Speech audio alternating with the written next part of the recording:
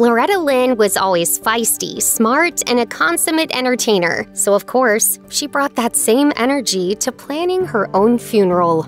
Country icon Loretta Lynn has died at age 90 at her home in Tennessee. According to a family statement made to CNN, our precious mom, Loretta Lynn, passed away peacefully this morning, October 4th, at home in her beloved ranch in Hurricane Mills. Lynn had a fascinating life, and the songs that she wrote about it brought her out of poverty. According to a piece she wrote for Esquire, she married her husband at just 13 years old. She gave birth to their first child soon after. Lynn wrote, "Working keeps you young. I ain't ever gonna stop, and when I do, it's gonna be right on stage. That'll be it." The fierce singer remained in the public eye well into her later years. In 2019, she shut down rumors about her health on Facebook, writing, "You're kidding me. I'm not dead, and neither is Willie Nelson. Both of us are coming back to life, and we're gonna raise hell." You know, I feel great. I feel so good that I'm ashamed to even say I feel so good.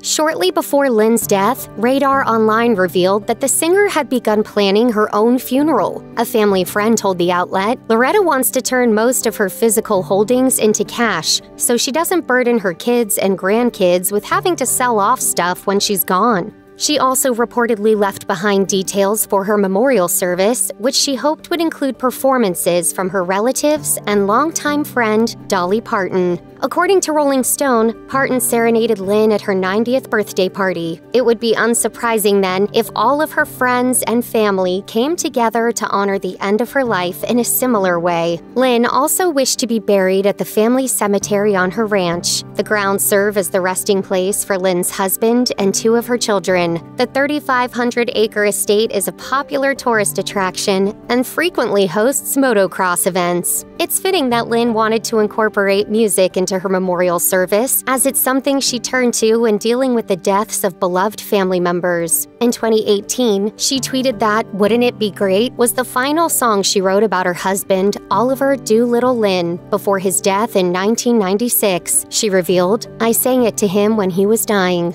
In July 2022, the singer marked the anniversary of her son, Jack Benny Lynn's death, with an emotional blog post about the grief she continued to struggle with nearly 4 decades after losing him.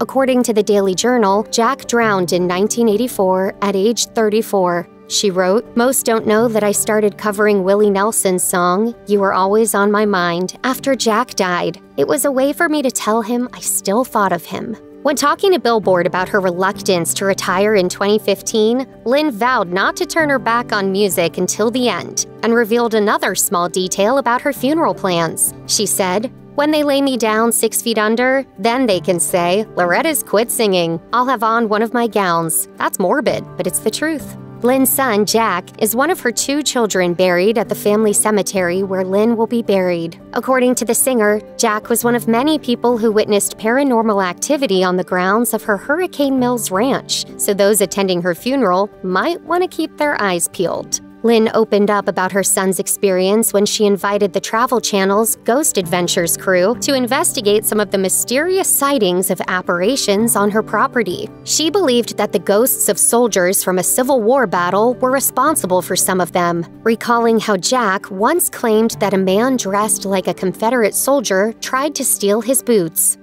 And he said, "Mama, they were trying to pull my boots off." Confederate soldier? Uh-huh. Lynn was a strong believer in the existence of spirits, even claiming that she made contact with one during a seance at her home. Lynn said of her Ghost Adventures experience, "I never was really afraid of the ghost in the house until we watched the show. Then I was scared half to death.